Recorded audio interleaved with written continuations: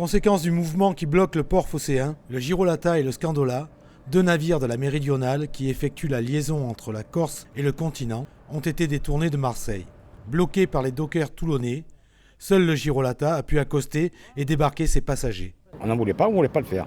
Bon, il est venu à Toulon, on a bloqué le bateau, on a fait le débarquement des passagers, mais les transporteurs restent à bord. Quelle est la raison de ce mouvement d'humeur ? Le ras-le-bol, c'est que des bateaux comme ça en grève, on ne veut plus chez nous. On ne veut plus chez nous. Et nous, on sert de roue de secours. Parce que ces bateaux-là, quand ils sont en grève à Marseille, ils veulent venir chez nous. Et nous, ça, on ne veut pas. Tant qu'ils ne travaillent pas avec nous toute l'année, on le refusera. Il faut qu'il y ait une ligne de la SNCM, CML qui travaille avec nous. Mais nous, ce qu'on voudrait, c'est qu'on nous mette une ligne sur Toulon. Un coup dur pour les transporteurs, prisonniers de cette situation. On essaie de débarquer, mais si on ne nous laisse pas sortir, on va rester sur le port pendant combien ? 8 jours ? C'est grave pour nous, parce que on perd du travail, du temps et de l'argent.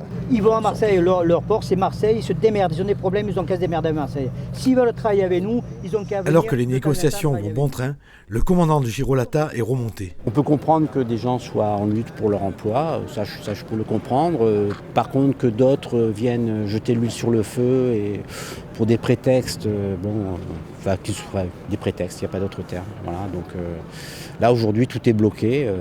La Corse elle va être privée de ravitaillement à partir d'aujourd'hui. Donc la situation ne va pas pouvoir durer très longtemps.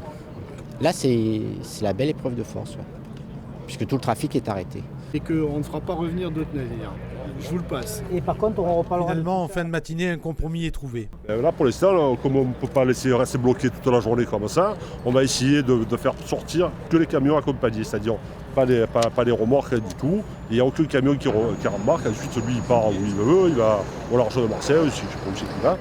Voilà, tout simplement. Il n'y a pas de frais de marque, on fait sortir juste les camions accompagnés avec chauffeur pour débloquer la situation.